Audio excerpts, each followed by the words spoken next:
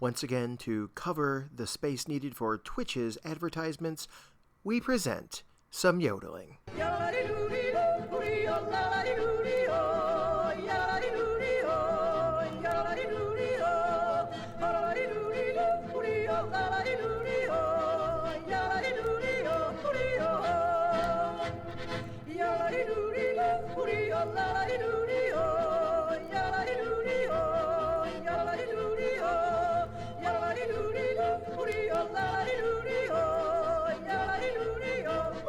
I played too much Guild Wars 2. I haven't played Guild Wars 2. It's fun. Is it? Do you get to I have a big... kill I fly people? in a big dragon. Oh, Aw.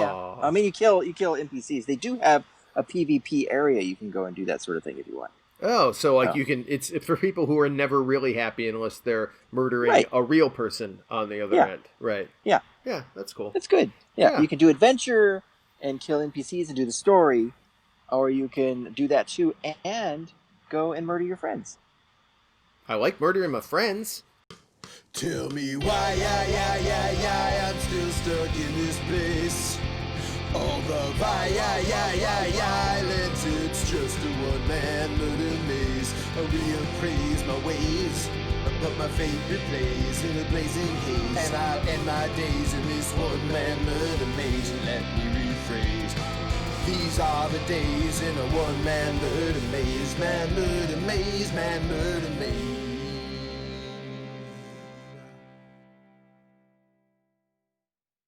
And hello. Hi. Hello. How are you today? How are you today? Welcome. Well, we still have power. I know. There have been rolling blackouts here in LA. Yeah. And I didn't roll or blackout. So Right. I rolled a little bit because I'm kind of chubby. Oh, I thought you meant like maybe you took like No. Molly and that you were rolling on that. No, I just lay on my side and I roll back and forth like a sausage every once in a while. Wow. Yeah. That's fun. Yeah. That's You gotta try it. never give that up. No. For those of you just tuning in, well, you should probably watch the first 13 episodes, but this is One Man Murder Maze, the one-on-one D&D surrealist comedy podcast created by Ricky Simons and made difficult by me, Eric Trueheart.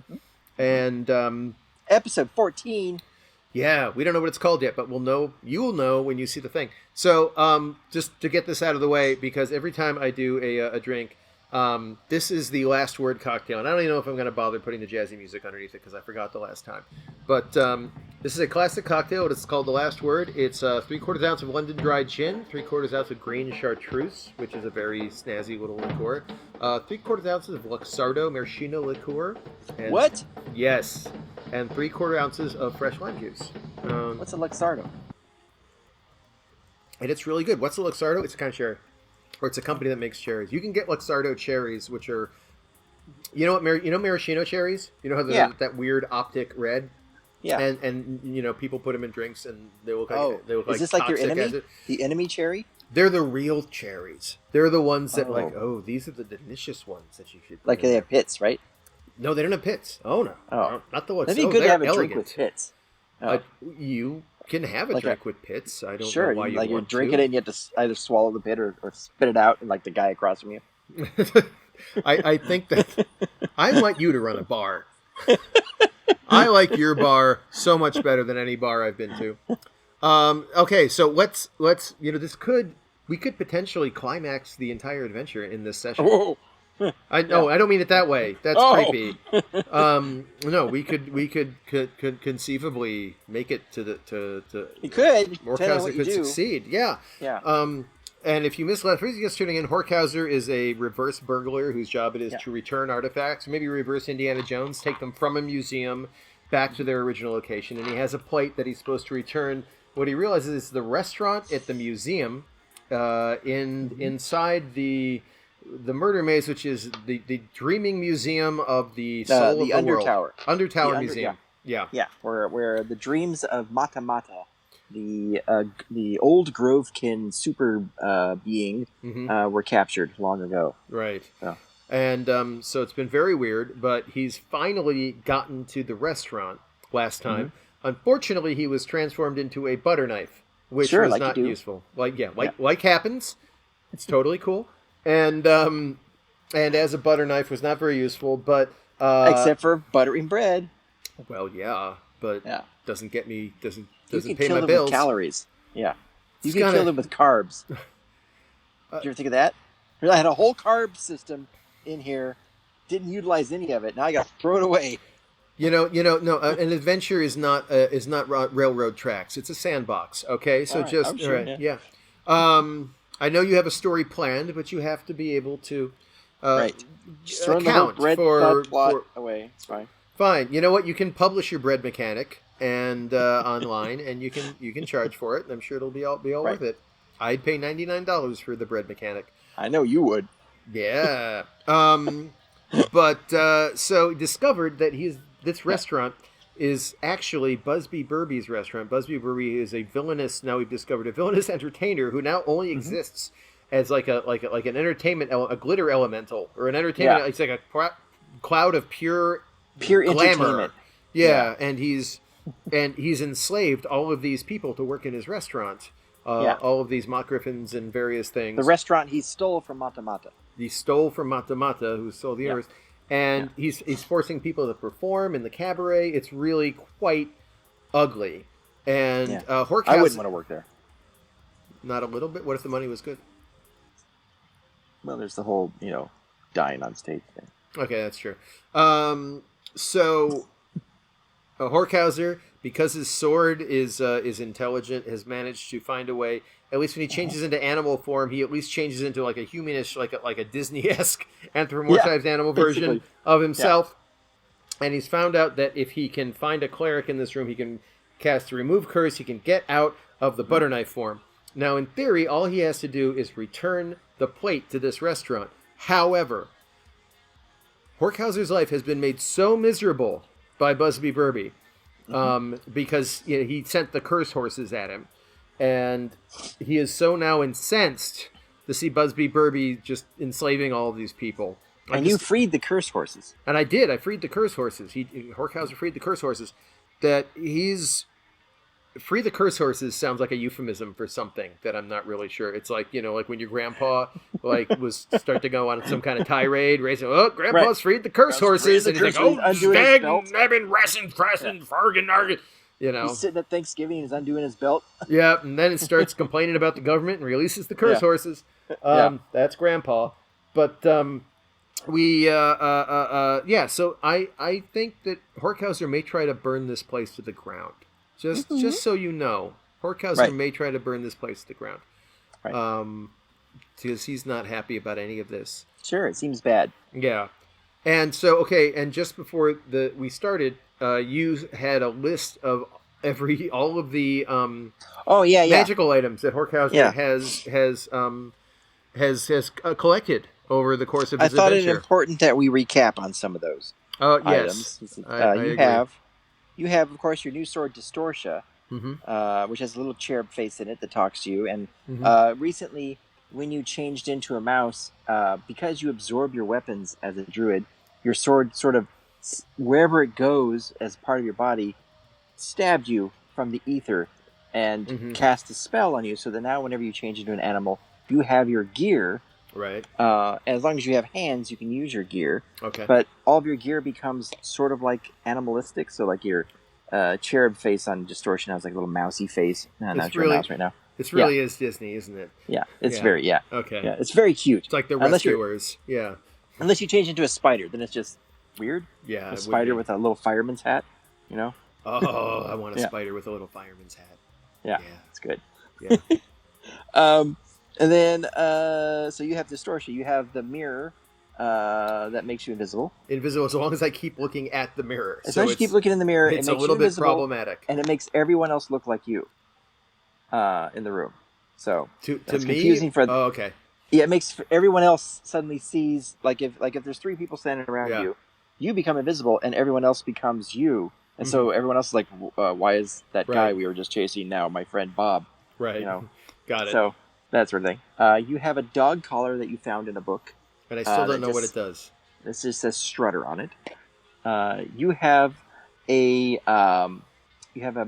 ring of identification that you inherited from your long lost ancestor, Suchcrum Scrooftooth, the most powerful wizard or powerful druid that ever lived, that actually created these murder mazes and captured all of these dreams from these Grovekin creatures. Not a nice guy. He's not a nice guy, but he saved the world. Oh, so, well, then there you go. Okay. He's just grouchy. He's called Such Crumb Scrooftooth the Irritable. Yeah. He's been dead for 3,000 years. Okay. At least. Which is when these mazes were built. See what you have. You have a bag of tractor holding, which you discovered you could enter into, and has actually 3 tractors in it. And there's like garage doors, one of which actually rolls out right from where I am. So you have not fully explored the capabilities of those tractors or the garage doors. No, I have not. Yeah. You have your pipe, which lets you seek shelter in a magical pocket dimension. Looks like a glade full of trees and a campfire that is run by the god that used to run this island, called Valogro Croak. We'll just call him Croak. Yep. There's a tiny little door in one of the trees that leads to another pocket dimension of a church where those horses were hanging out. The curse horses, who I have liberated. Yeah. And you got to this museum after a guy named Grim Tankerus played a little drum that took you to his ship, which then took you to an island where you a giant eyeball let you grant a wish and threw you down a magic well, and how you ended up here. But I didn't get to keep the drum. That was his drum. That was Grim Tankerus' drum. Yeah. It pulls him into other dimensions when he plays it. So. A lot of strange things have passed in front of Horkhauser's eyes and under his feet in this time. It's very He regrets some of it, I think. Yes, absolutely. I think he regrets more of it than you know. Sorry, my eyes are darting over here because I see Pippi slowly approaching. She's going to try to murder you, isn't she? She probably is, yeah. Never succeeded yet. Nope. Maybe she's just trying to keep you on your toes, like Cato and Professor Clouseau. Oh yeah. I mean Inspector Clouseau, just hiding in his house, to try to attack him with his martial arts, just to keep Clouseau on his toes. Yeah. Today she ripped Tabish's socks off while Tabish was brushing her. That's what kind of cat she is. She's not a grateful cat. Both socks at the same time. Okay. While she was brushing her. Okay. That's not... Yeah. Okay. That's... Yeah, you need to have a talk with unusual behavior. Yeah, and what can you do about it? I mean, there's no talking to a cat. Like a cat, you can't tell a cat not to do something because they don't. No, just do it even harder because she hears your tone in your voice. Yeah. No. Yeah, I'm a king. All right. So last when we left, I was in. Right. I had gone into the cell area of the restaurant. I had found the cell with the cleric, but at that moment, I heard shouting from upstairs saying, "Horkhauser, he's here!" Yeah. And maybe the guards are on their way, as far as I know. Yeah. You've noticed that. Do you have that name tag that you've just kept on your outfit that says "Lord of your ass"? And you've noticed, and it's tiny now. That name tag is sort of like pinging, like bing, bing, bing. After they shouted your name. Can I take it off? You've never tried. You've just sort of left it on. Would you like to try taking it off? Yeah, I'm going to try peeling it off. Yeah, you take it off. It's just got a little safety pin. Okay. It's just got a little safety pin. Take off my name tag that has been all everyone here. That's a start. Tracking you. Yeah, by the name tag that it just never occurred to him to take off the name tag. Yeah. All right, but I turned to the standing there, and you're like, Is this tiny little mouse? Huh. Well, how about that? Yeah. Okay. I feel like though I want to maybe use that strategically. I'm not going to throw it away just yet. Okay. So, but I'm going to ask the cleric. Can you remove this curse from me so I can get back to be a person? She's ready to cast the spell. And okay. She waves her hands. Says, "It's been a while, but we'll see what we can do, buddy." And thanks. And Flan, also known as Old Krusty, this Midal fawn with little horns and a little snoot. You see a flash of light, and you feel some growing pains as you are sort of ripped out of some sort of feeling overcomes you. You don't change out of being a mouse, but you do feel like something's been ripped away from you. A knife, maybe? Maybe. Maybe. My butter knifeness.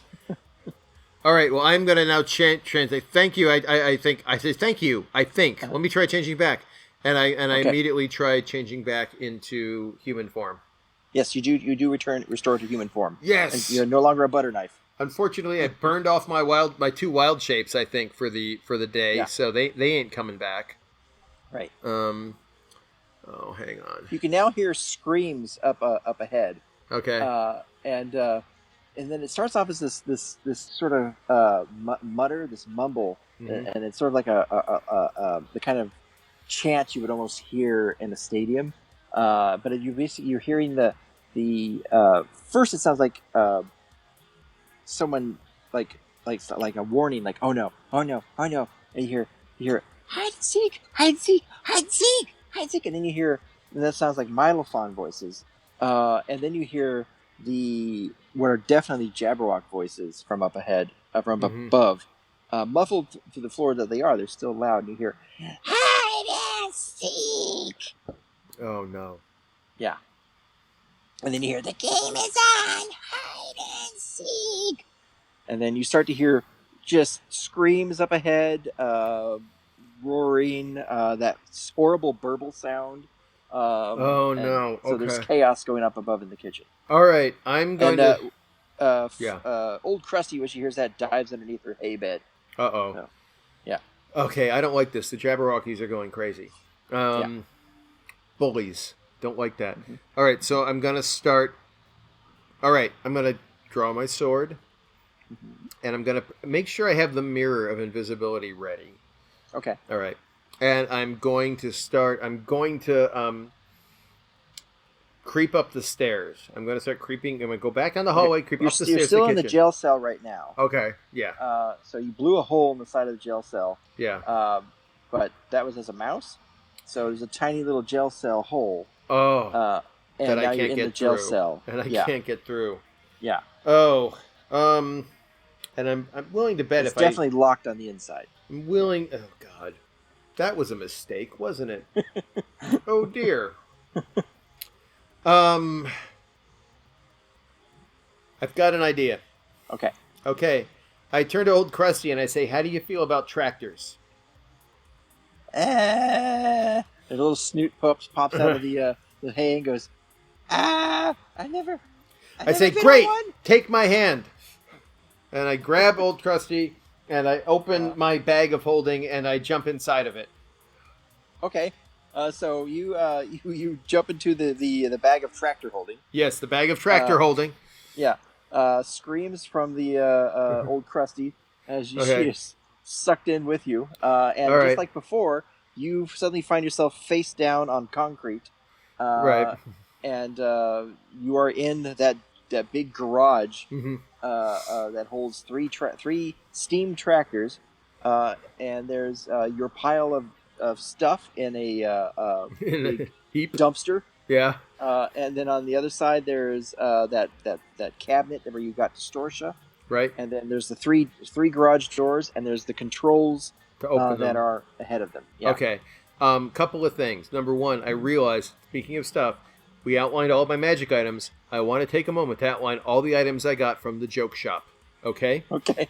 Yes. I got a funny nose and glasses, if I recall correctly. Yes. I got fake poop. I got a fake poop. Hang on, I'm gonna make double sure everything I've got. I got a can of snakes. Right. I got the can of snakes. I got all the important stuff. Yep. I got disappearing ink. I got a joy buzzer, and I also a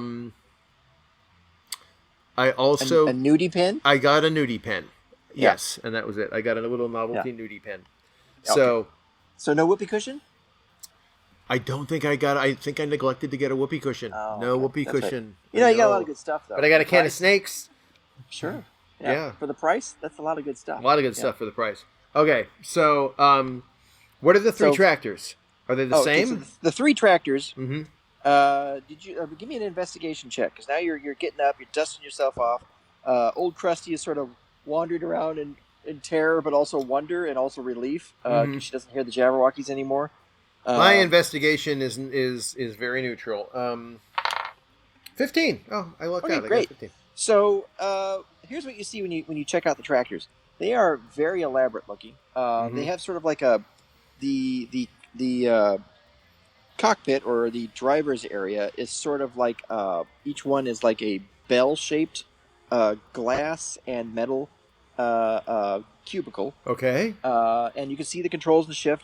When you first came in here, you had grabbed a gear shift, which is still on the ground, that belongs to one of these tractors, and it's got a horse head shape on it. It looks like it belongs to the backhoe. On the backhoe, on the side of it, you can see in very old common, but still it's written in common, the word Lester written on the side of it. And the backhoe is one with the big scoop arm that can swivel back and forth. Right. The stick shift seems to go with that one. Okay. For some reason, it was pulled off, but it screws back in. All right. And then if you investigate the other tractors, there's a bulldozer, and it says on the side of it Hester. Okay. Again, very similar design, giant scoop arm in the front, bell-shaped cockpit. And then the last one is the wrecking ball, which has the big treads and the big, and the wrecking ball itself, you notice, has runes inscribed on the side of it. And the chain that hangs down from it looks like more than just chain. It almost looks like mithril or something. It's wow. It's very strange, the what it's made out of. But it says on the side of it, William Streppingwell III. So let me get, there was Hester, and William Streppingwell the third. The third. Yeah. Okay. Yeah. Interesting. I'm trying to think of the right tool for the right job. Right. I think to get out of this small cell, I think it might be the bulldozer. There's no room to swing the wrecking ball in here, is there? Yeah. So the way there's the tractors are each on a circular dais that turns them this way and that, but it also has this sort of way of shifting them between the three doors. Okay. Now the first door, when you opened it, went into like some sort of jellyfish outer space world. The second door, when you opened it, you remember, went into some sort of meat monster world. Yeah. And the third world, when you opened that door, it went to the beach. Was the last place you had gone to. Okay. But there is a bunch of controls, and since your investigation was so high, you noticed for the first time ever that there is a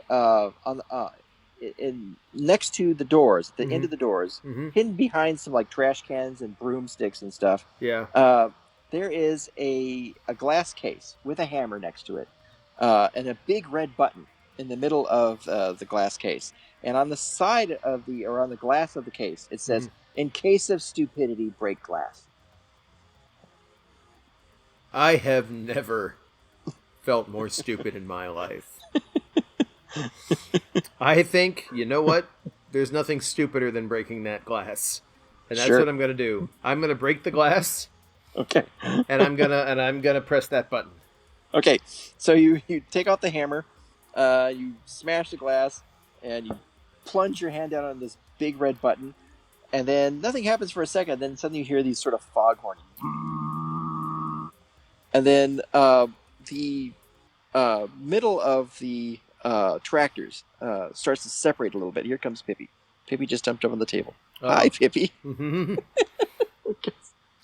Show the cat. Let's show everybody the angry cat that is Pippi. The angriest cat. Or her tail is around there. She's getting tangled in your headphones. Yes. Now she's there you go. She has. There you go, Pippi. Yeah. And Pippi has 6 toes, right, on each hand? She has 6 toes on one paw and 7 on the other. She is a horrible monster, but I love her. More claws to hurt you with. Yeah. And she will. She will hurt you. You know, but she loves it. She hurts you with love. Oh. Yeah. Oh. Okay, so these tractors start to separate just a little bit between the last tractor and the second tractor. This new sort of crystal structure comes out of the floor, rises up, and seems to have. It looks like almost like a projector, almost like a movie projector, and except that it fires straight up, and this light suddenly blasts out of it, and the foghorn dies down, and then you see a figure start to shimmer in the middle of this light, and then you see that visage again of Such Crumb Screwtooth, your ancestor, appear. Oh.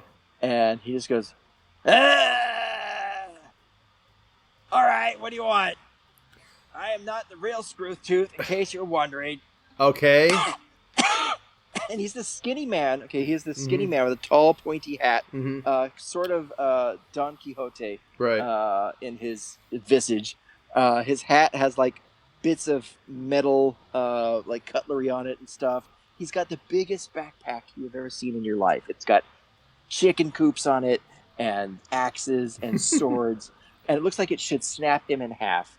And he has just your regular sort of like medieval tunic, belt, and bare legs and little pointy boots. And that's your ancestor. And long beard. He is like, if you were to take Ian McKellen and just waste him away into a skeleton man. Okay. He says, "I'm not the real one, but I can answer your questions." That's it. Hello. About this stuff. Screwtooth. My name's Horkhauser. I am your great grandson, I believe. That'd be great,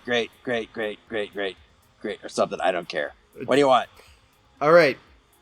I know many of these doors leads to different places. I am stuck in a cell in a very bad place run by bad people. Basically, I need to drive this bulldozer out the right door through this cell so I can smash through it. How do I open the door and have it be in the same... What? Is this what? Shut up. Shut up. All right. Okay. All right. So, is this a construction operation or a demolition operation? Demolition. Definitely demolition. Right. So, you're going to want to program for the last gate or the last area you were in. The last door should automatically always go to the last place you just visited. So I was just in a prison cell, so it should go there. How big is the prison cell? Not big. Yeah, this tractor's probably bigger. And that's why I'm using a tractor. All right. So, yeah, that works there. And he points out and tells you like which controls on this weird steam mechanism with pneumatic pumps and everything does this, that, and the other thing that sort of that realigns dimensions and let's make sure that goes to the last place and not like off to the side or off to the that sort of thing. And then he's like, now you have to understand these tractors were built to work on specifically the murder mazes. That's how I built it. Really? You're looking at my tools. Okay. So don't wreck them is what I'm telling you, because these are one of a kind. I promise. How do I get them back into the bag when I'm done? They got a little button there. It opens the door back up, and you slide, and the dimensional portal opens up, and you back it back in. Okay. Do it gently, though. I can tell. Not a scratch on them. I'm telling you.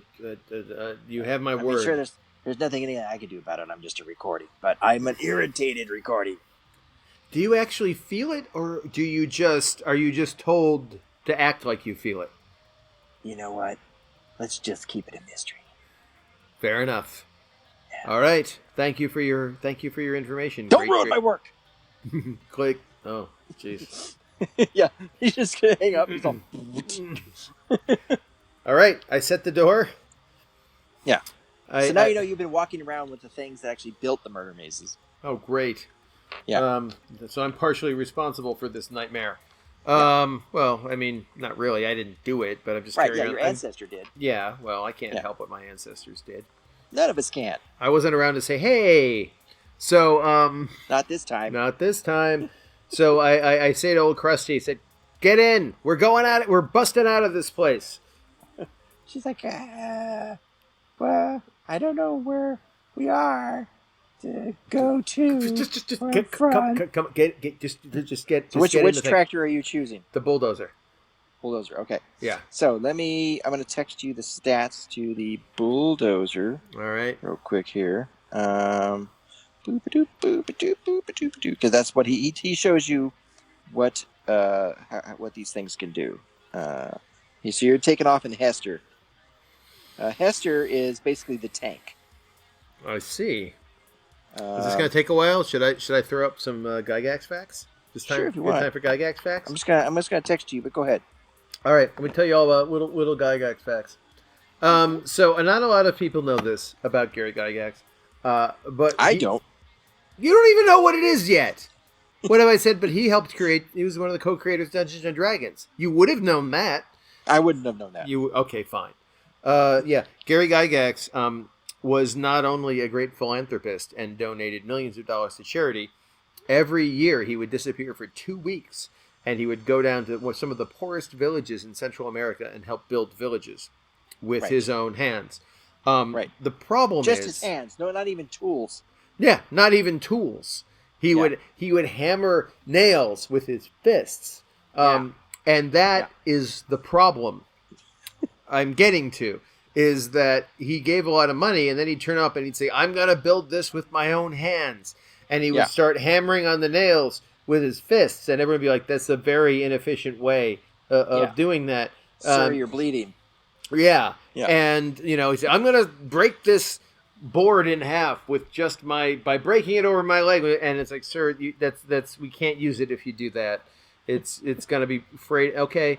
And so what eventually ended up happening was that because Gygax, he gave so much money, they didn't want to say no to him.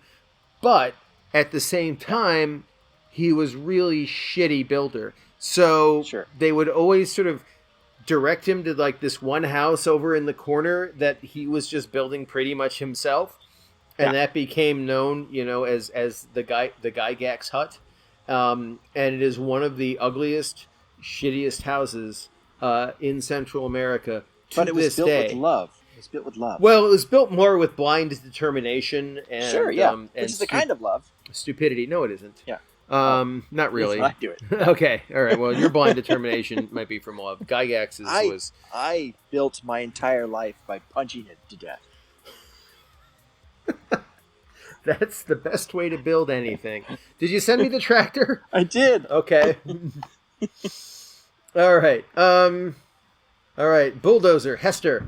AC 20, HP 200, speed 25, no dash unless charging. Shovel damage, 10d6 radiant damage. Oh my gosh, that's great. And special attack charge, shovel damage plus 2d6 bludgeoning. All right, I love Hester. Hester is the best bulldozer ever. It is the slowest. It is the slowest of the tractors. Don't care. It doesn't have does it have? Look at this real quick. Special attack. It does have a charge. Where it can charge forward and do extra damage. But, all right. So we get on board.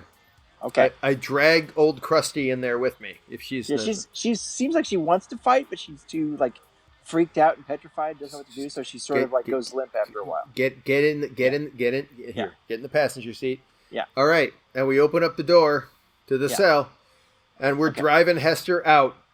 Okay, so you get in the tractor, and the tractor is linked to the remotely to the door, magically remotely to the door that you're going to go through, the garage door.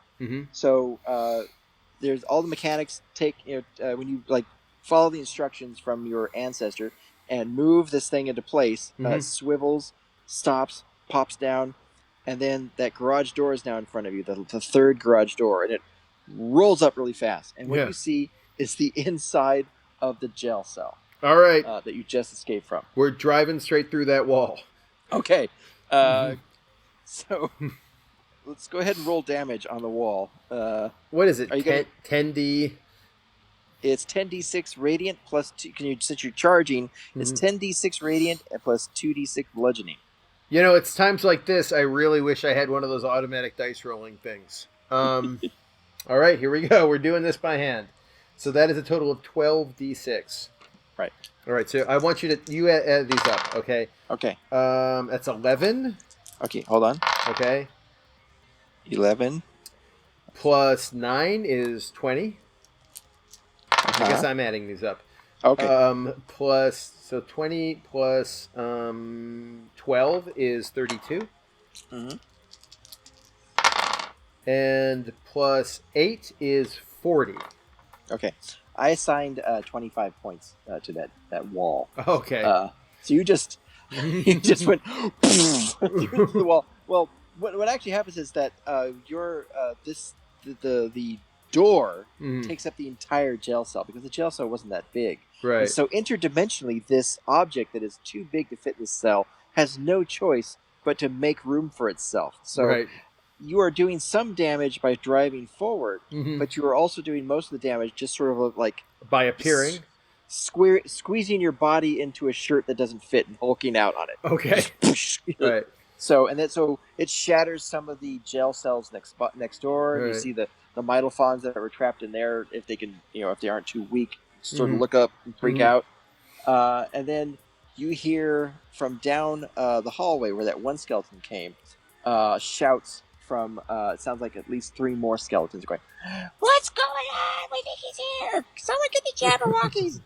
And correct me if I'm wrong, like there was a spiral staircase that led down here. There was a spiral staircase. Yeah, there's no way I'm driving this up a spiral staircase, is there? Okay. No. Fair enough. There is the hallway where the skeletons came from, which is not which just goes into darkness. Okay. And goes down some hallways. This hall is big enough to accommodate the tractor. All right. But just barely. Like the top of the tractor is like gonna miss the ceiling by a couple inches. Okay. As I'm driving down, can I like slowly like angle it to one side to like scrape the walls off in front of the cells on one side, and then scrape the walls off in front of the cells on another side? Yeah, yes. I want to shout out the window. If there is a window, I shout out, "Come on, everyone, we're getting out of here!" So you're tearing open doors. Yeah, and there's definitely there's definitely people like coming out of these cells. Some of them are Mitophons, some of them are human. There's one one of the Centaur race that you haven't met yet. That are frequent in here. They're based on deers actually, but there's one that's like just confused looking around, and so. Some of them follow behind you, but other ones are just sort of scattering. Some of them go back towards the staircase. Some of them stay in their cells. Okay. But you get down towards the end of the hallway, and you are confronted by a barracks. That's this big open barracks. And you sort of skid into it, and you see at least 6 skeletons sitting there at their, like trying to get their belt buckles on and get their armor together. They were playing skeleton cards or something. Right. Skeleton dominoes. Playing skeleton cards and skeleton Monopoly and so playing skeleton shoots and ladders and skeleton Candyland. Looks like a tavern almost, like this chamber. Yeah. And then there's another hallway beyond that goes right past them. Wait. That has more darkness. Real question. Were they playing Settlers of Skeleton Catan at all? They might have been. Or were they playing Skeleton Settlers of Catan? I think they might have been playing skeleton. Like two of them might have been playing Skeleton Hungry Hippos. Hungry Skeleton Hippos. Yeah. Okay. Yeah. All right. The point is, I'm going to try to plow into as many of them as I can. Okay. Just keep going. Yeah. So you're going to get a surprise on this because these guys are not ready for you. They're not ready for a bulldozer smashing through the walls. They don't even know what they're looking at. They were already dead. They were brought back to life, and now like look what's going on. Yeah. So go ahead and give me an attack roll.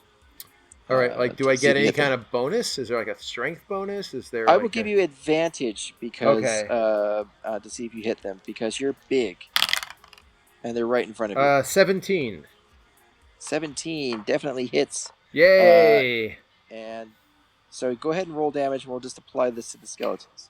Is this another 12d6?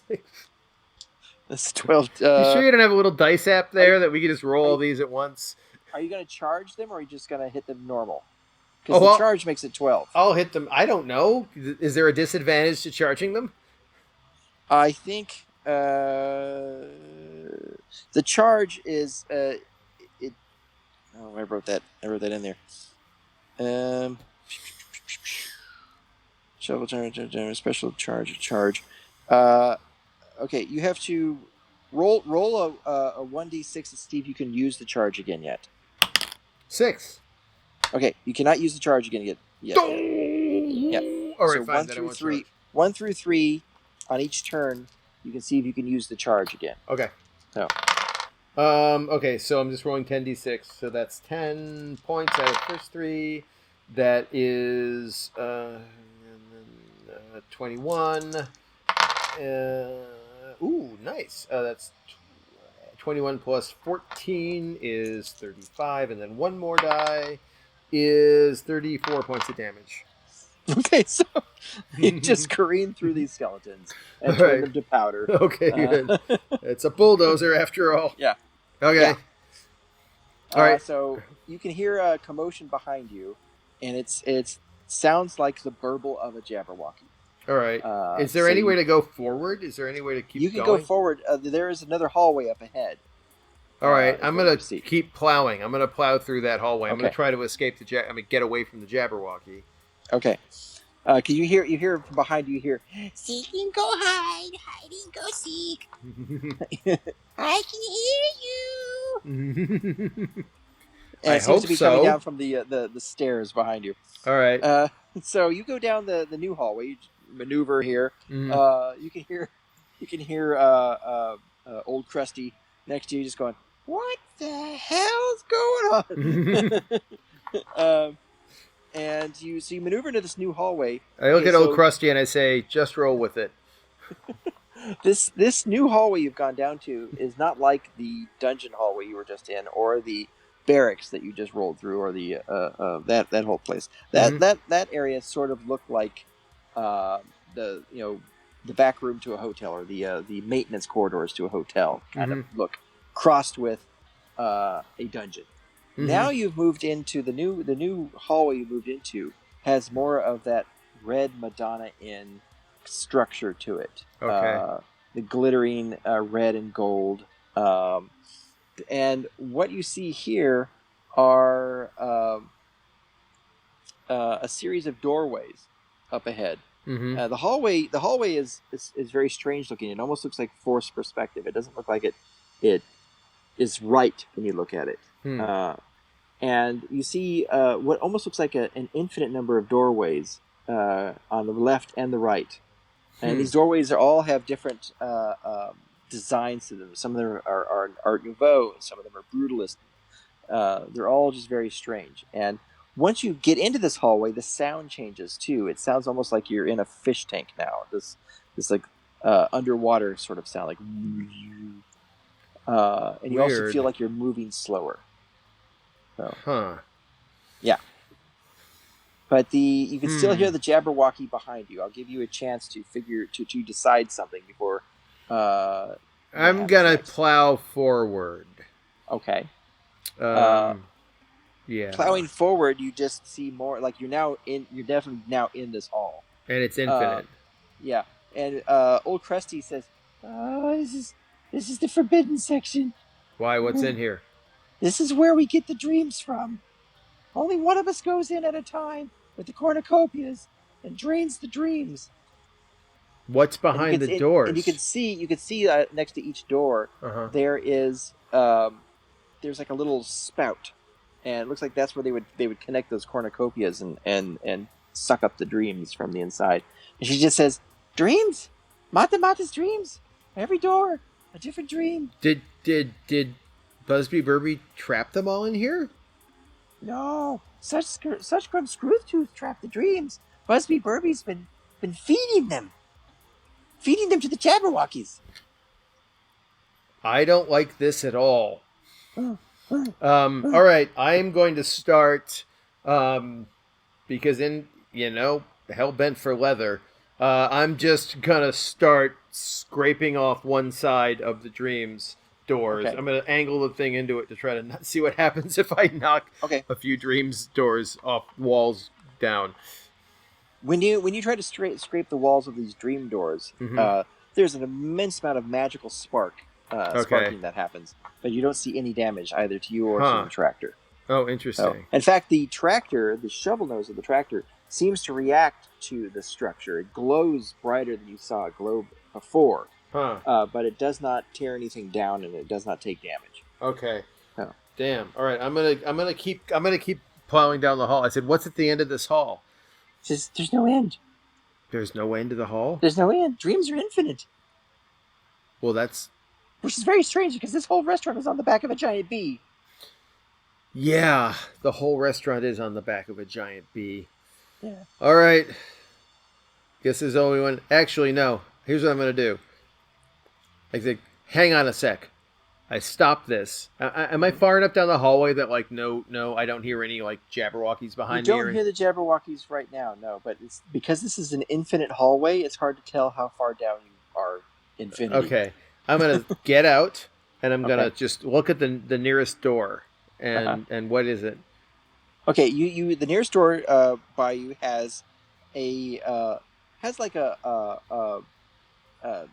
key symbol on the front of it. Okay. And something that looks like a little like I guess you could call it a lobby boy hat. Those little pillbox hats. Oh, those like bellboy hats? Or yeah, like a bellboy hat. Yeah. Like a bellboy hat. Okay. Symbol above a key. And it's a large door, like they all are. It's about like almost 15 feet tall by about 10 feet wide, but it does have a handle that is around human size. That's the door that you've come All to. right. First thing I do is I knock on the door. Hello. You hear nothing. I try to open it.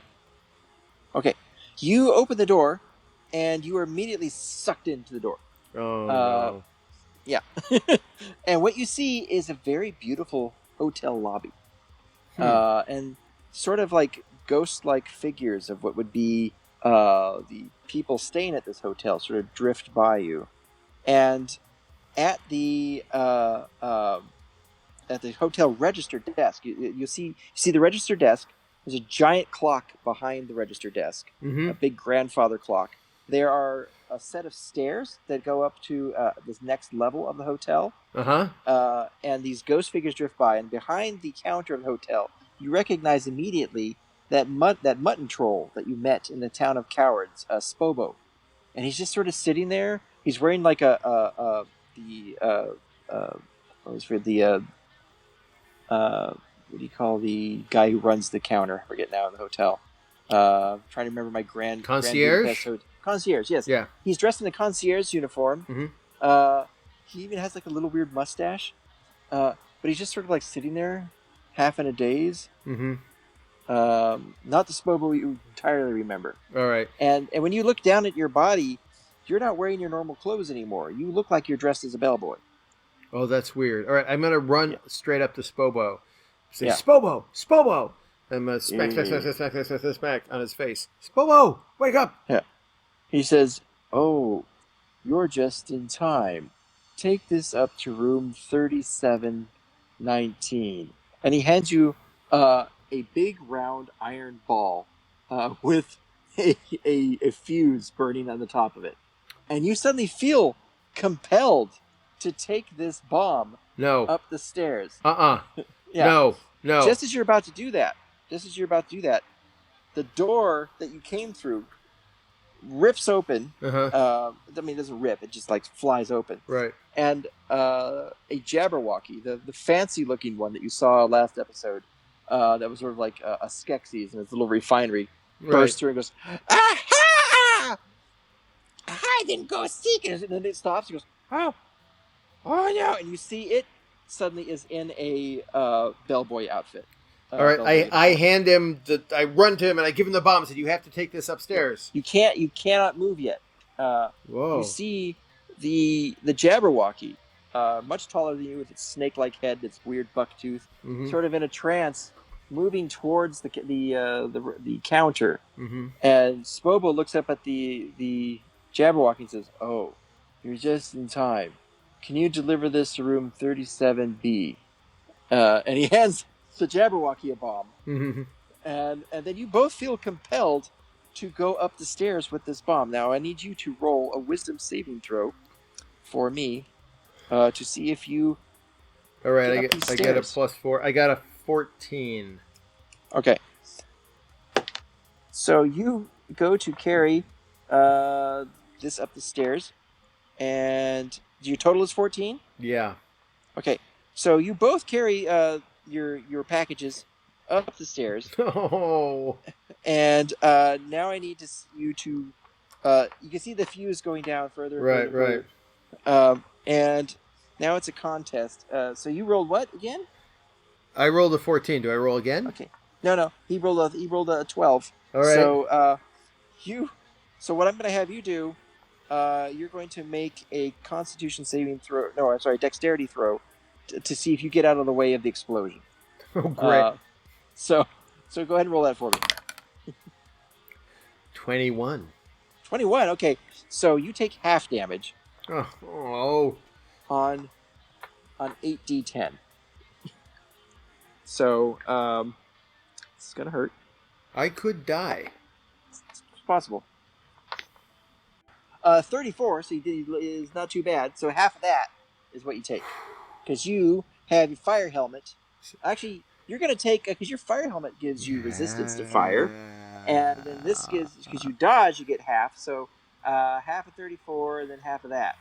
So half of 34 is 17. Half of 17 is 8, 9. If you round 9. up, okay, 9. So 9 points of fire damage. This bomb goes off, blows the hell out of the stairs, which strangely reform. The Jabberwocky rolls down the stairs on fire, his clothes burnt away. He's barely alive. He looks like he's taken a lot of damage. Some of his ribs are exposed. And then you suddenly see, even though he's bleeding and terrible, his bellboy clothes sort of heal, even though he's bleeding. Mm-hmm. And he see him drift off towards the counter again, and now you're drifting off toward the counter with him. Oh, no. So, and then you get up to Spobo, and he says, "Thank you. Please deliver this to room 82, C." And he hands each of you a big bomb again. This is not an exciting way to Just give me a wisdom saving throw. Okay. By the way, I'm reloading D&D Beyond because D&D Beyond is not letting me enter damage because D&D Beyond is garbage. Oh no, I got to sign with Twitch again, and now I guarantee you it's going to send me an email with like a thing. Yes. Oh god, D&D Beyond, you suck. All right. I hope someone from D&D Beyond sponsors our podcast so I can tell them how much they suck. It's just making me like, why don't you remember that, you stupid Suck little... awesomely, you mean? No. Like every last time I have to run this thing on the frickin' iPad, it forgets. It forgets that I entered it in before, and now it's like, oh, you get in this again. Okay. Anyways, D&D Beyond is a great resource. No, it's great in a lot of ways. It's just in some ways it's a pain in the ass. All right. Wisdom save. Yeah, roll that wisdom. Can I use my 1 inspiration point to roll with advantage? Yes, you can. Aha! I rolled a 22. Ooh, okay. So he got an 8. So it blowed up real bad on him. Mm-hmm. So you're going to... you don't have to do the dex to see if you get out of the way. You don't take that damage at all. So you're going to be okay and not getting destroyed when his bomb goes off. Good. I'm going to try to get the hell out of here. Yeah. But we should roll to see if your bomb goes off, too. Because you're holding one, too. But doesn't he go up the stairs with his bomb, and I don't go up the stairs because I got a wisdom saving throw? We'll see how much. We have to see how much. So it blows up upstairs, and I'm downstairs. That's all I'm saying. You're together though. But I rolled a wisdom, so I didn't go with him. So I rolled a wisdom. You did go up. It's just the wisdom to see if you can have a sense of mind enough to not get blown up by your bomb. Okay. So your wisdom is sort of keeping the bomb from going off as you go up. So actually, your bomb would not go off as you go up. You would actually make it to the top of the stairs and hand off your bomb. Sorry. Okay. So.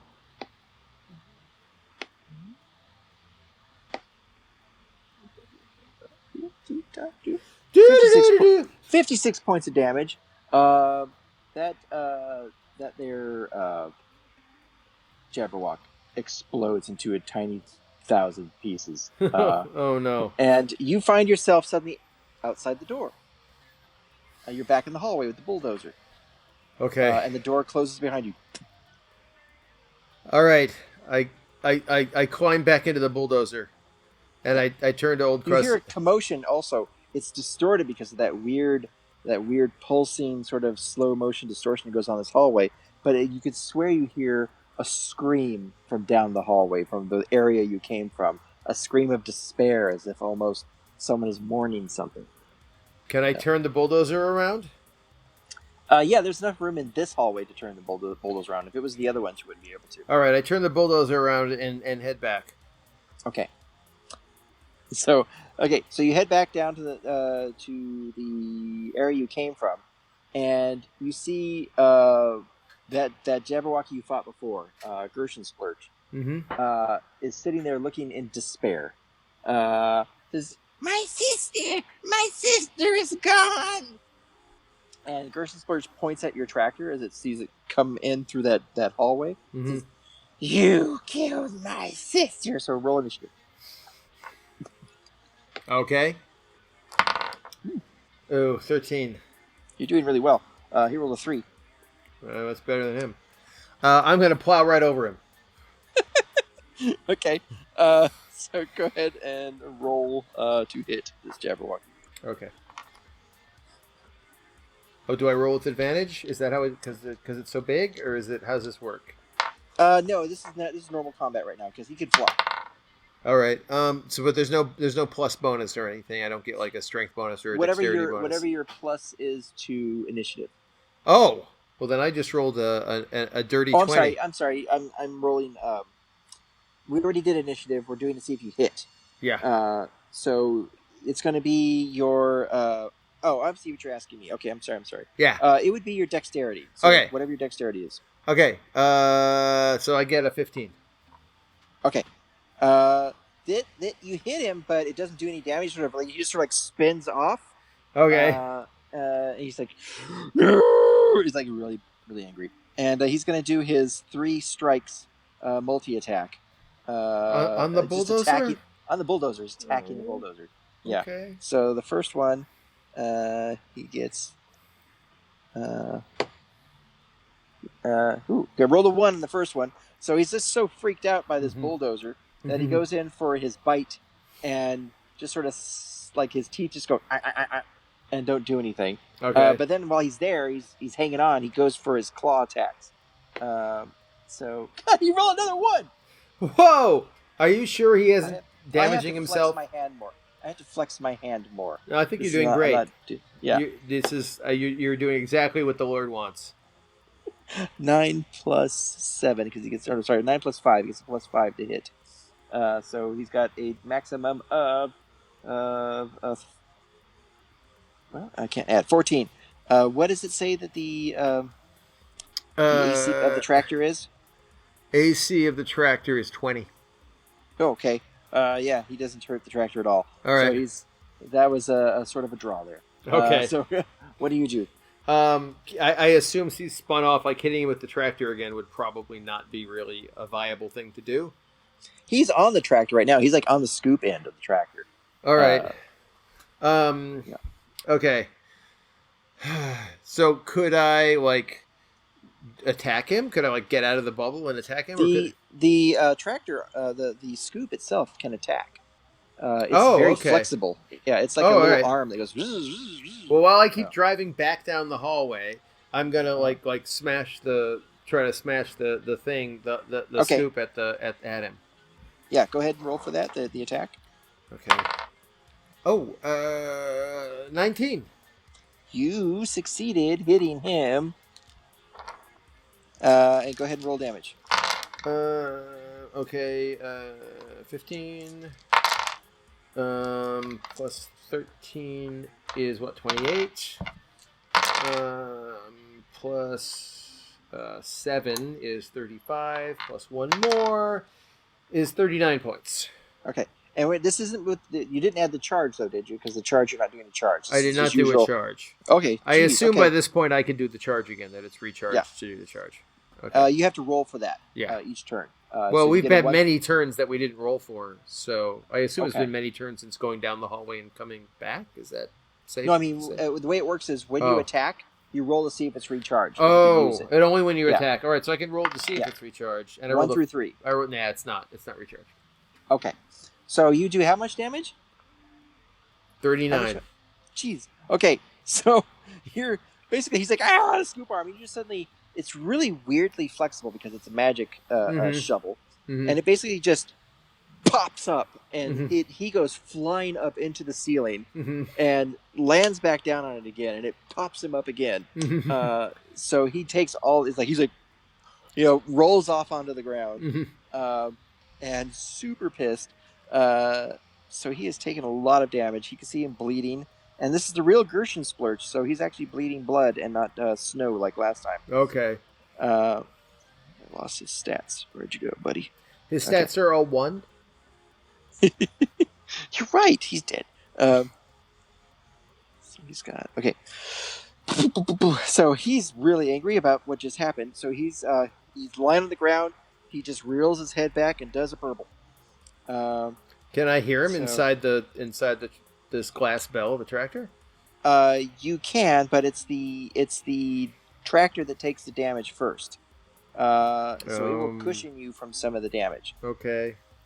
So let me roll to see if he gets the tractor. He does not penetrate the skin of this tractor.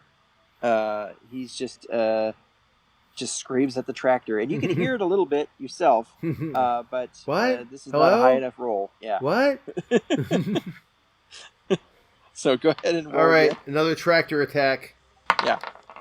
Oh, not so good. Not so good. That was only a 12. Okay. Yeah, he rolls out of the way of that one. He sees it coming back down this time. He's like, ah! Okay. Rolls over. All right. And he's going just for another burble. He loves his burbles. Yeah, I know what he loves. 7 plus 5. No, he does not make it again. All right. He's just burbling at the ceiling at that point. Okay. And you can hear, at that point down the hallway, you can hear, Brother, have you found him? Hide and go seek.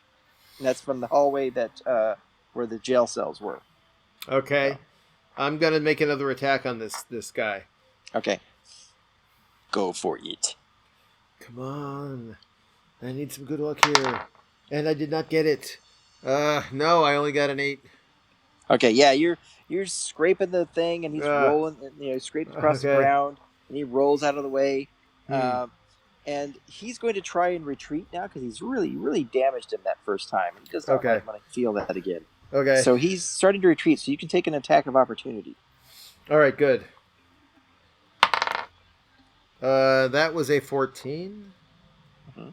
So you missed him as you swipe with the shovel in. All right. And he heads off. He does his full. How far as fast does he go? He goes for flying. He travels 40. So he does 80 feet. Just zips off down the hallway. All right. To get away from you. All right. Well, I'm just gonna trundle down that hallway at 25 feet around. Yeah. Mm-hmm. Okay. When you get down, you're heading now towards the spiral staircase that you saw before. Yep. And now you see another Jabberwocky. This one's sort of like coming down. It's coming down the stairwell. It's got a long neck. This one's just very long neck. Plump little body, but it's definitely bigger than Gershon Splurge. Mm-hmm. And this one's gathering Gershon Splurge up into its arms like a little baby. What?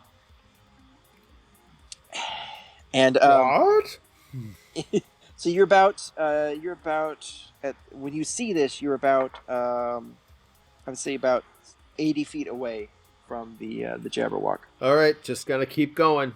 Gonna keep going. And so the Jabberwock says, You killed our sister. You hurt my brother. And then it is going to go ahead and roll initiative on these two Jabberwockies now that you're facing off against. Okay. 10. Woo. Okay. I've been getting bad rolls. Everything's going to dice jail. So re-roll the 10 because this one got 10 also. All right. 21. All right, you're first, and then the new arrival is second, and then Gershensplurch is last. All right. So I'm just going to plow into both of them. Or actually, I'm probably just closing. I don't know if I'm at them yet. I'm probably just closing. So you can do the charge. Roll for your charge attack. Come on, charge. No, I got a 6. I'm not charging. Okay, so you plow up to them, Mm-hmm. and you hit, or try to hit. Mm-hmm. So which one are you going to try to hit? I'm going to try to hit Gershensplurch. Okay. So yeah, this is like it's trying to get Gershensplurch out of the way. Yeah. Go ahead and roll to see if you can hit Gershensplurch. I can't hit both of them at the same time. 16. Actually, you know what? You probably could because it's an area of effect. Yep. So yeah, we're gonna do both of them. 16. Yep. Okay. So yeah, it hits around them, but it doesn't seem to do any damage. It just sort of pushes them up against the stairs. Okay. But now you guys are definitely within combat range, and so the one that just arrived is very angry about being shoved up against the stairwell by this giant machine that it's never seen before. Mm-hmm. And it's now going to just use its brute force to attack. So it's going to do its swipe. Okay. First swipe is only a 3. Jeez. The second one is a 3 plus 5. This one's a 14 plus 5, so 19. Still just out of range. Doesn't get me. So you can see the claws sort of scrape and spark across the shovel end this time. Mm-hmm. And then the final one is 19 plus 5. So that one is the first time you see a chunk taken off the front of the shovel end. How many damage? That is going to do 2d6 plus 4. So 3, 4 plus 4, 8. Only 8 points of damage. Out of 200. So it's like this little like dink. But that's the first damage you've seen done to this thing. So now you know it can be damaged. Oh gosh. All right. Here's what I'm. Oh, it's Gershensplurch's turn. Gershensplurch is doing his Burble again because that's his favorite thing in the world. He doesn't get nothing. That guy. He got a 7 plus his usual 5, so no. You hear that mumble instead of the full onslaught of the Burble. Oh god. So I hear nothing. I'm gonna turn to Old Krusty. I'm gonna pull out the mirror of invisibility. This is the first time you've noticed Old Krusty just going the whole time. I said, Old Krusty, duck, get down. She was,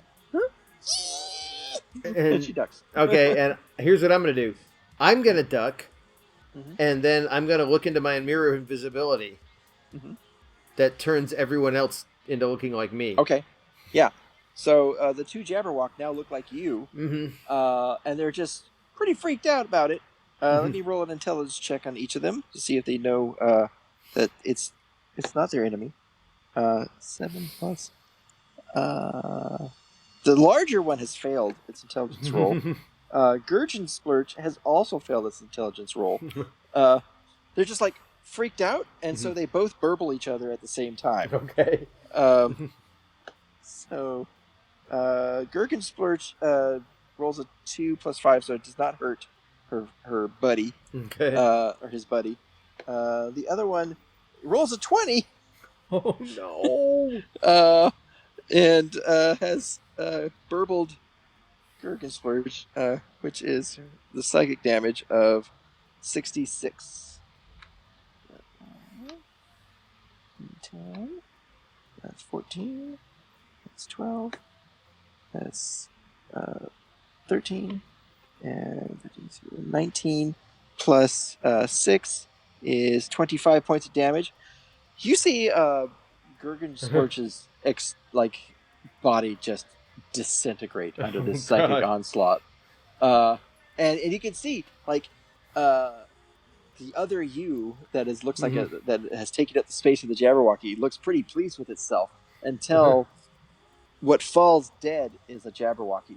And then it just screams and howls over what's just happened. But it's you, but it's really freaky because it's you screaming and howling outside, but with Jabberwocky sounds. Okay. I'm just going to sit there hanging on for a minute.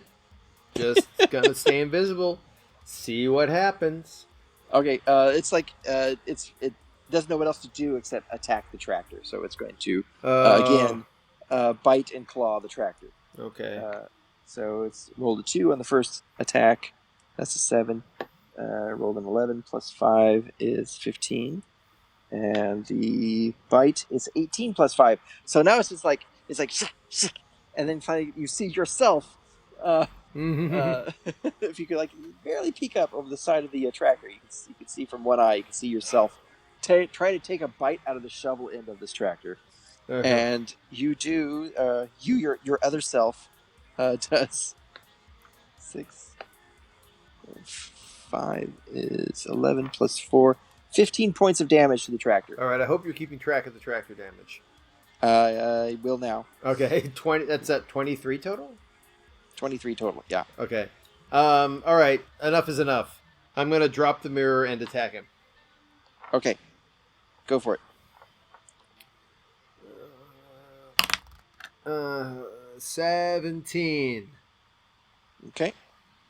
17 plus the dexterity, or is that already with it? That's with the dexterity. Okay. So it does not harm the. I mean, it's skin. It's like knocking him around, and it looks confused. And now since you're operating it, you're no longer looking in the mirror. It's now a Jabberwocky again, and it's gonna try to burble again because it doesn't know what else to do. I got a 10 plus 5 is 15. So again, that muted sound not getting through the armor. This thing won't die. I can't even hit it. This is honestly, you both have very high ACs. Yeah, this is. I don't know if our folks at home are really gonna be enthralled at this point. But I've watched a lot of D&D games. Some of them go on for hours of just punching a guy over and over again. Okay. All right. Well, then I feel less bad. You know what? Here's a good story. I'll just tell you real quick. Final Fantasy 11 is a game I used to like to play all the time. It's a MMORPG. Yeah. That game was so hard to play that there was an infamous story about how a party of players once fought a boss for 18 hours. What? 18 hours. And by the time it was done, they were vomiting and crying. They were going out of their minds. Yeah. Oh my God. So it could be worse. Wow. Wow. And you can't leave that fight. You can't leave that fight. Like once you commit to it. Oh my God. Plus, once you get like the hour 9, you're like, what? How much longer we have to go? Yeah, and then by hour 14, you're like, well, I've gone this far. Yeah. Oh God. You think after they would have like met up someplace like in front of the developer's office and just burned it down, Okay, so I'm going to attack again with the shovel. Okay. God, there's got to be some way I can like hit this thing, like get me a bonus or something. Yeah, because I just rolled a 7. I missed it again. I look to old Krusty and say, anything you can help out with here, I'm open to it. She points over the shovel scoop, and you can see that Jabberwocky is scrambling to get away now. It's tired. Okay. It's going back up the stairs. So you get an attack of opportunity as it's turning its tail on you. Oh, I get another chance to miss it. Yeah. 18. You do hit him. What? Yeah. Oh, let's see if I get the charge too. Yeah. Oh yeah, you get the charge. Yeah. I get the charge. Nice. It's not gonna full matter. Damage. Full damage. 12 thingies. Okay, that's 11. And plus 7 is 18. Plus 12 is 30. Plus 13 is 43. 43 points of damage. Mm-hmm. Okay. He turns around to leave, and you just cleave his back out. And you see it turn around for a second, like, and it just falls in half. All right. Not gonna loot these bodies. I'm gonna press the button that backs us up into the garage because I can't take this up the stairs, right? Okay, yeah.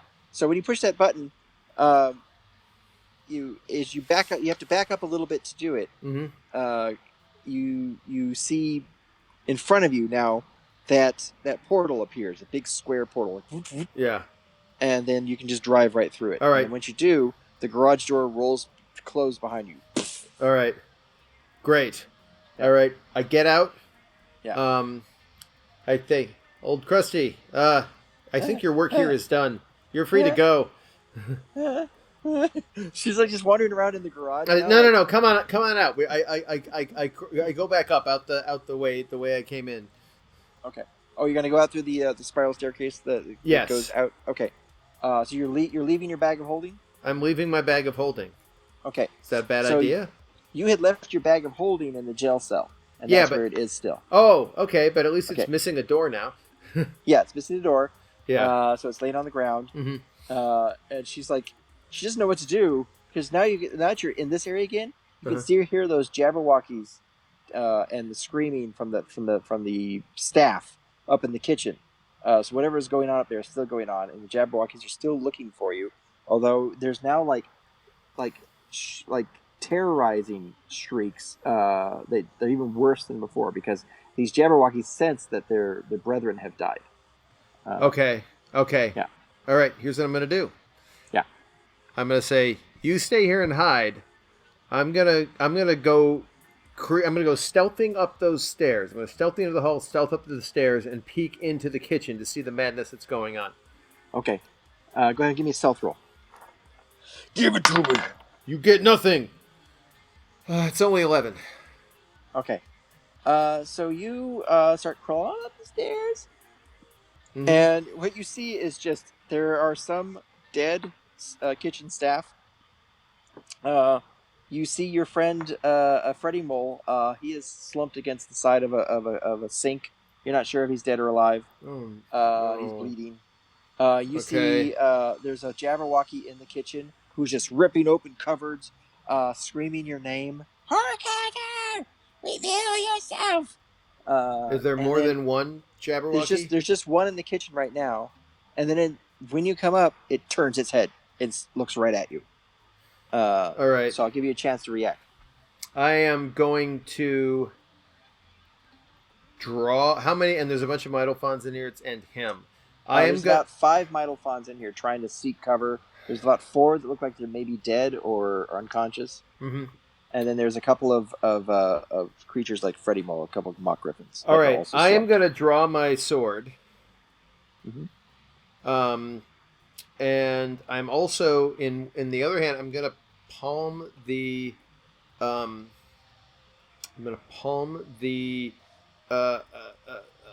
name tag, my name tag. Mm-hmm. And I'm going to attack him. Okay. With Distortia. Okay. So go ahead and roll an attack. All right. What kind of bonus to hit do I get with Distortia again?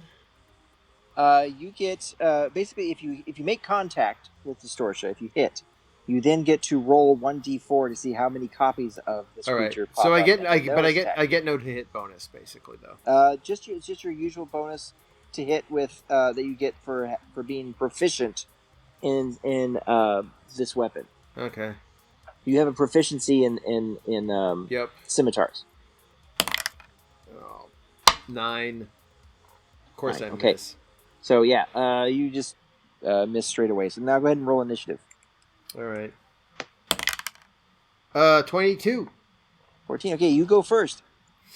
So you get another attack. All right. Or thinking. whatever you want to do. I'm thinking. Mm-hmm. Here's what I'm going to do. Mm-hmm. I am going to bring out the Mirror of Invisibility, and I'm going to look into it. Okay. And then, with like a bonus action or whatever, I'm going to try to slap my name tag onto the image, the Jabberwock, who now looks like me. Right. Okay. Second. This is falling out. What do you say? I think that sounds good. So, okay, you pull out the mirror, you look in it, you vanish. It goes, but now give me a dexterity to see if you can slip that onto him. Okay. Without him, like, because he's wheeling around right now. He's like looking for you. No. And it looks like you doing it. So it's weird. Yeah, no, I only got a 5. Okay, so you're going to dice jail. Yeah. You try to do it, and he knocks it out of your hand. And Oh, come on. I didn't roll a 1. Oh. Yeah, it's pretty low, though. It's pretty bad. It sucked. It's not a 1, though. All right. All right, fine. I knocked it out of my hand. All right. So you knocked it out of your hand, and it just falls on the ground in front of you. And so he looks straight down on the ground. You see yourself looking straight down on the ground, and just looks confused, reaches down, and picks it up and looks at it. All right. When he does, I start shouting, "He's here! Horkhauser is in here!" Okay. You see another 2 Jabberwockies. They just, like, you see the door, the kitchen door, Mm-hmm. and then the sides of the kitchen door, the walls burst open. Instead of going through the door, 2 Jabberwockies come through. They're like, "Ah!" And they immediately pounce on their friend, who's like, so we see what happens here. The one rolls a 1 and misses his friend, and the other one rolls a 20. Wow, we got a wow. You have very extreme dice there. They're not dice of moderation. It's made of copper. This is a heavy copper dice. Interesting. Yeah. I think I have to give it more roll because it doesn't. It shouldn't matter though. I mean, it's not like you pick it up. It's not like you're. You know what I'm saying? Maybe we should do it like that. Yeah. I just think it's terrible. Okay, so the one hits their buddy with 3 attacks. Oh, actually, they get 3 attacks each. So the first one misses and then hits, and that's with the swiping, and then a bite, and then the bite misses. So the swipe does poopy damage. We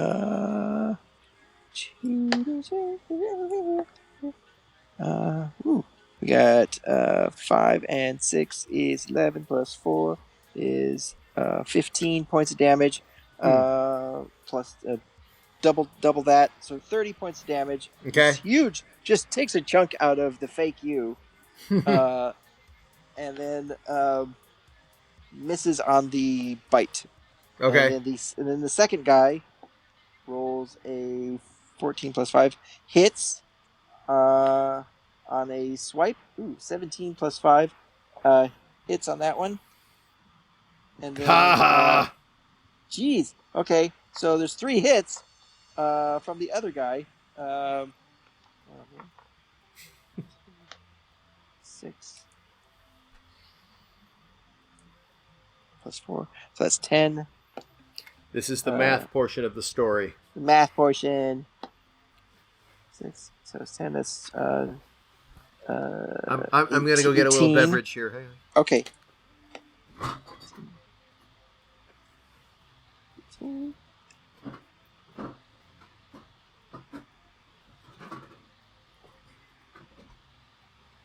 This is what I do whenever he's not around. I just sort of pose all glam style. I'm like,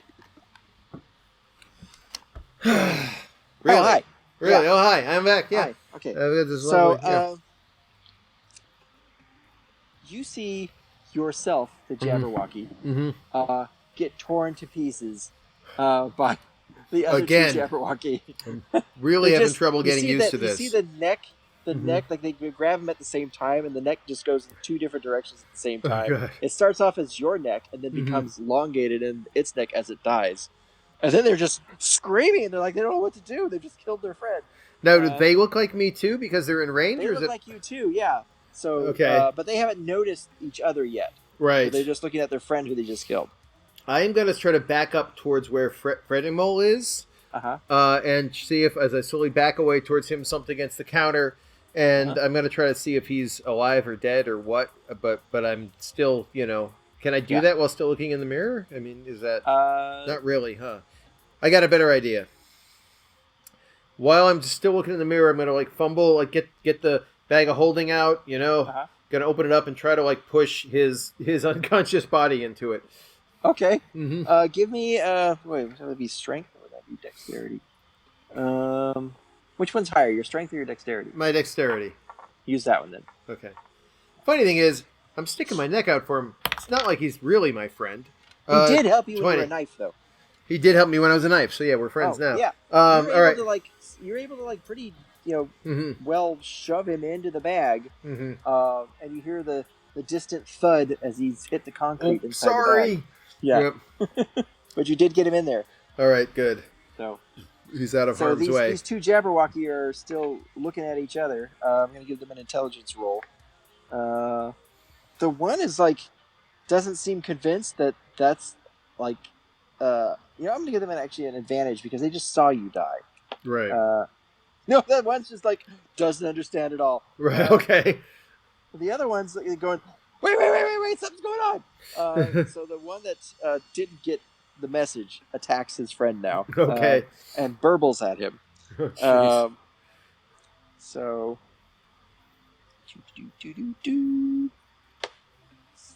And 18. He hit exactly what he needed to harm his buddy. So he burbles his buddy with 66 damage. 5, 9, 13, 17. So he just did 23 points of damage to his friend. He's like, "Ah!" You see the blister, his skin blister. And let me roll for his friend again. Okay, his friend now gets it, hearing that scream that he just damaged his friend. Okay. He's like, oh, what's wrong? Oh, geez. Oh. So, what do you do? Okay. If I cast a spell, does it break invisibility? Yes. Okay. Don't care. I think I'm going to do this anyway. What is the kitchen made of? Is it metal? Is it? It looks like metal, but this is this weird magic place. So, there's some scoring and some scratches on the walls of this place. Mm-hmm. A lot of it looks like copper, but the weird thing is, you looked at some of the cabinets before that had some of the black scoring and some of the scratches, and now they don't seem to be as damaged as they were when you looked at them a few seconds ago. So. Okay. I see what the Mitophon are they scattering out of here, or what are they? They've mostly cleared this area out now that this is going on. Okay. Because before the Jabberwocky were keeping them here and torturing them, but now they've cleared out the ones that can still move. All right, I am going to, and the door to the main stage is still there, right? Mm-hmm. Yeah. All right, I am going to start edging my way over towards that. I'm going to start edging my way over towards that. Still invisible. Okay. And I am going to edge my way into that main cabaret space. Okay. So the doors open, and you see, you still see the long table. Mm-hmm. You still see the cabaret. Most of the people on the stage are either dead or unconscious. Looks like there's Jabberwocky, two of them on stage, sort of rooting through things. Their backs are to you, but in front of you, so the you're at one end. You come out at one end of the long table, which had 6 places on each side. Right. At the very end of the other table, is the giant crystal ball that has the image of Busby Burbi floating around. He's just angry. He's beating at the glass like he can't get out of it. And then on your end, you see the empty place setting. Oh. No, not yet. I take the plate out. And when you take the plate out, you can see its little feet suddenly kicking, it's suddenly it's like a little animal. All right. It's never done that before. And now I drop the invisibility, and I look straight at Busby Burbi. He's like, oh! He stops. And I hold the plate out in front of him. And I go, and I point to the place where it's supposed to go. Yeah. How does he react to that? He's like, no.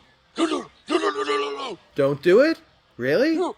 Don't? No. No? And he's calling for the Jabberwocky, and the ones on the stage are like, and the ones in the kitchen are like, And I look at him and I say, entertainer, you are a bore. And I put the plate down. I Okay. could have such a better line there. Sure. I could have had such a better line, and I didn't come up with one. I had such a shitty line. It's good. Oh, I like a good shitty line. it's such a terrible supposed to be line. dramatic. Oh God, that's It's the like, best "Ah!" I could come up with. What? But so Mhm. as you start to put the plate down on the table, it leaps out of your hands like a puppy, Okay. and it sets itself down on the table, Okay. right at the empty spot. All right. And then there's this huge, bright, radiant light that fires out from it. It fills up everything. You're blind for a second. And then he's like, you just see all the Jabberwockies screaming, just shrieking, Really? holding their heads. And you can see Busby Burbi just going, no! In his glass container. And then from the seat that's sitting at that empty space, you see a figure start to rise from the seat itself.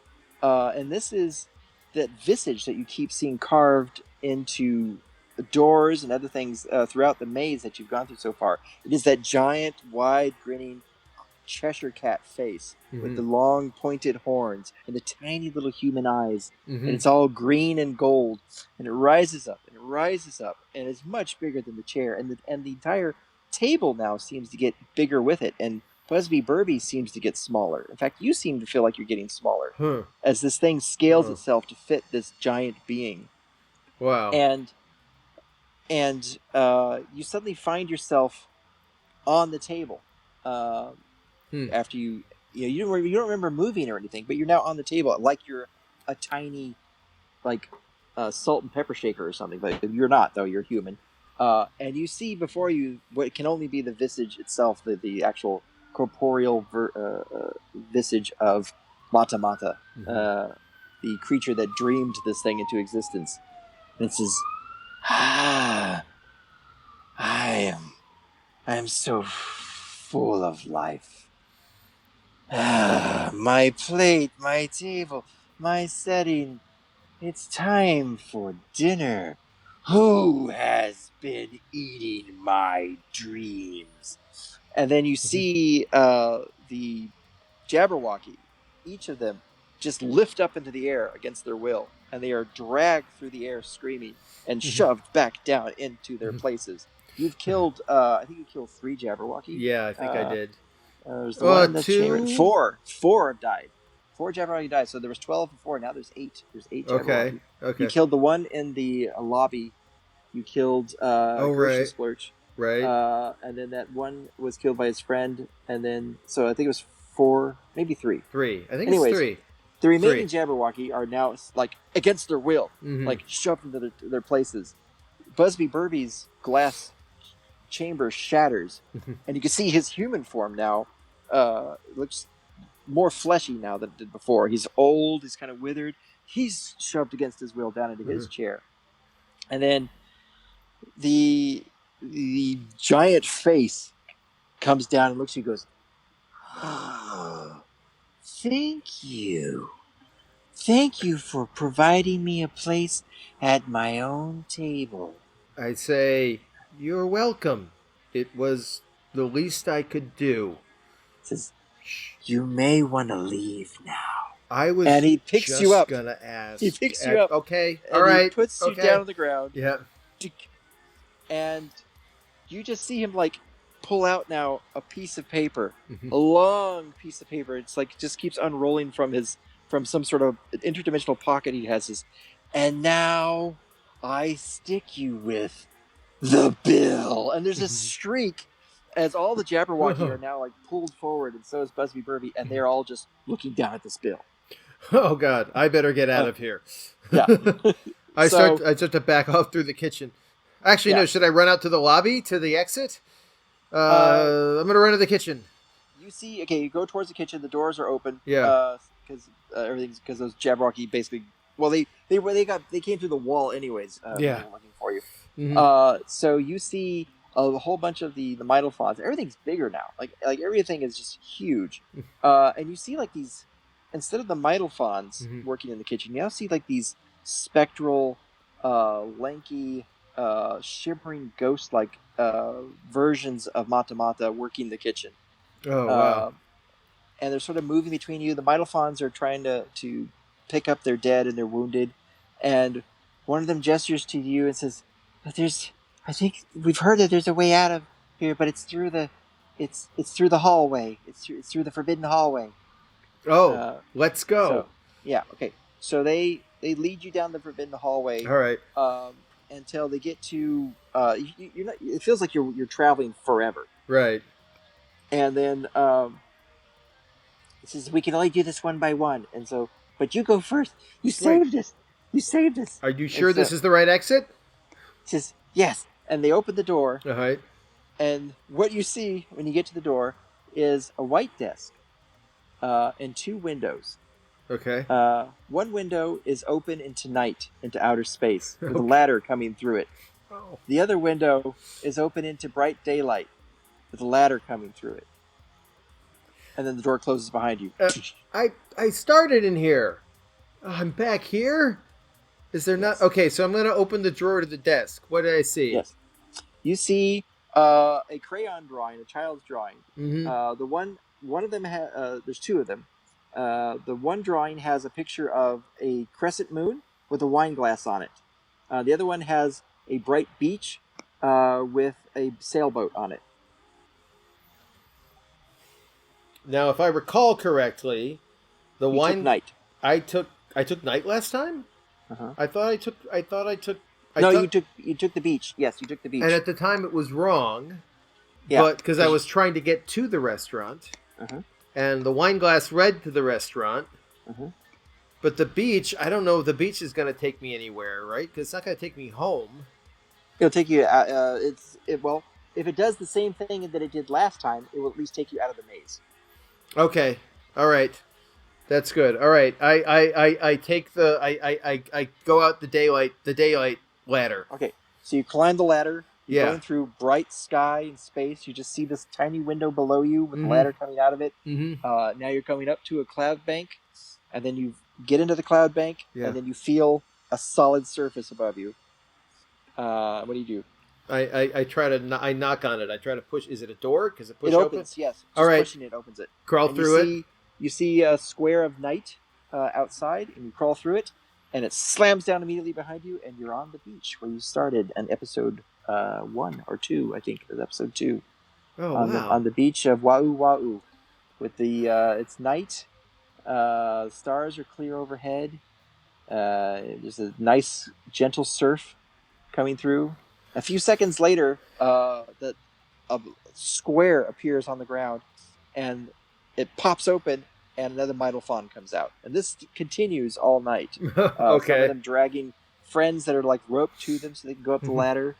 But eventually you have about 30 healthy Mitophon and like a couple mutton trolls, one centaur, and the couple of mock griffins, and then a few of them are like unconscious or dead. They're still trying to figure out who's what. And now you are on the beach, and then as you're standing there, taking stock of everything, you hear, "Horkhauser, come in. Can you hear me? We have been trying to reach you. Horkhauser." I say... Horkhauser, come in. We've been trying to reach you. Beware of the plate. We think it belongs to Mata.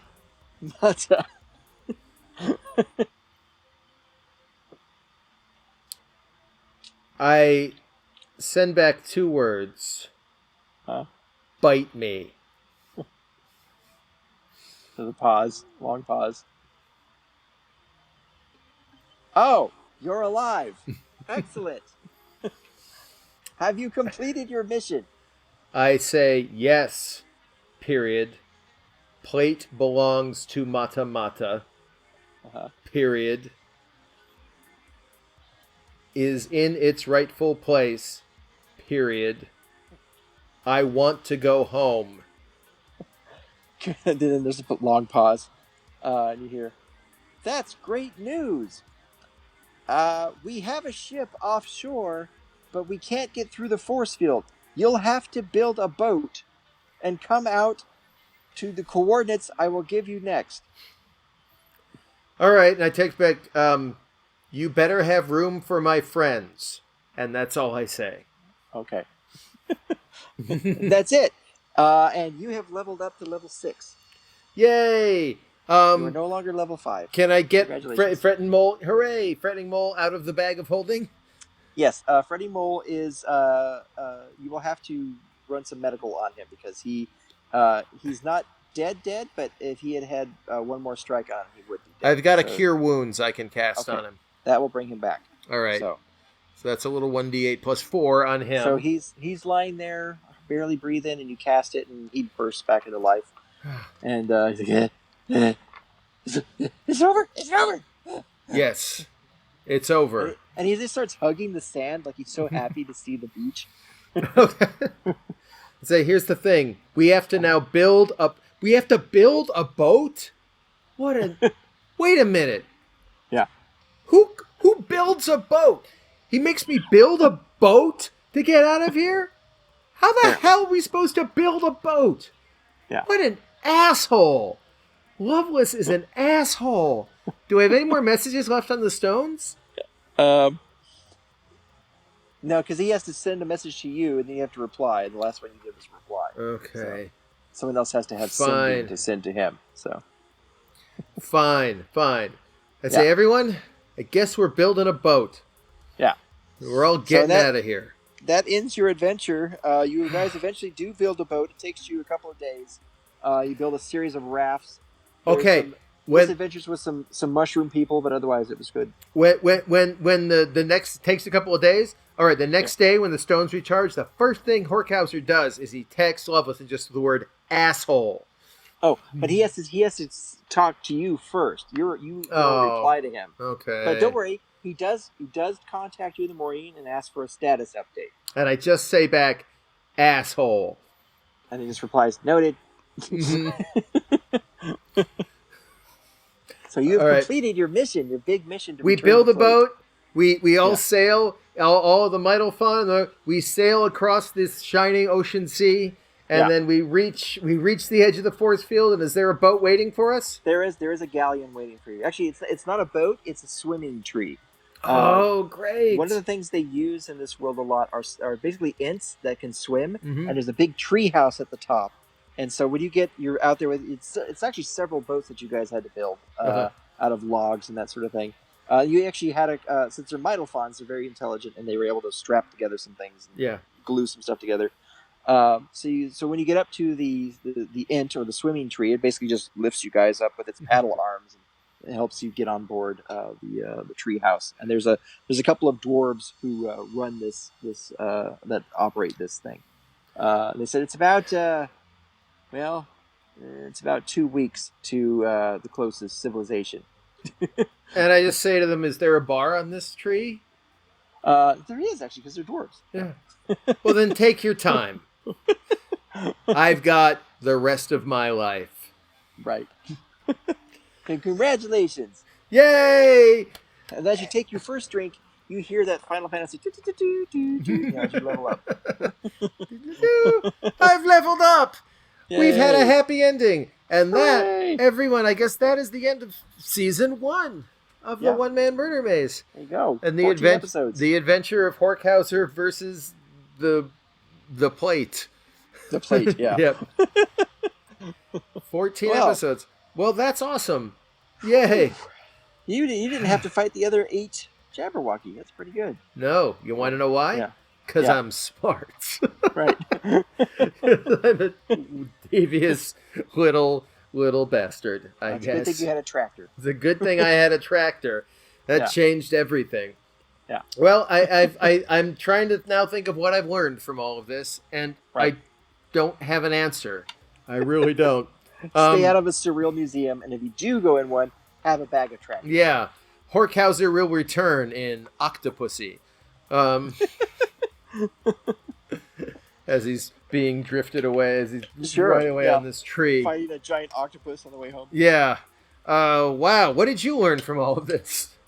I learned that connecting things is hard, but it's something that you always know when you're Yep. writing anyways. Yeah. But doing it while people are listening and trying to remember what you did before is a different layer. It's a new layer. It's a different layer to the experience. And I learned I still don't know what that dog collar does. Maybe that'll be season 2. We'll open with the dog collar. You could run. You have your ring of identification on it. No. Okay. Season 2. That's right. Season 2. We hope you have enjoyed this season of One Man Murder Maze. We hope it's kept you company while you've been doing your art for all the artists out there. And we hope you've enjoyed tuning into our Twitch stream or listening on the audio podcast or on YouTube. And we will return. We're hoping actually to find people who want to work with us, podcasting networks or D&D networks, to help get the word out, or Gen Con or whatnot. Because we really enjoy doing this and we'd like to keep doing this. And the more people who hear this, the more chances there are that we will. So if you can help us make season 2.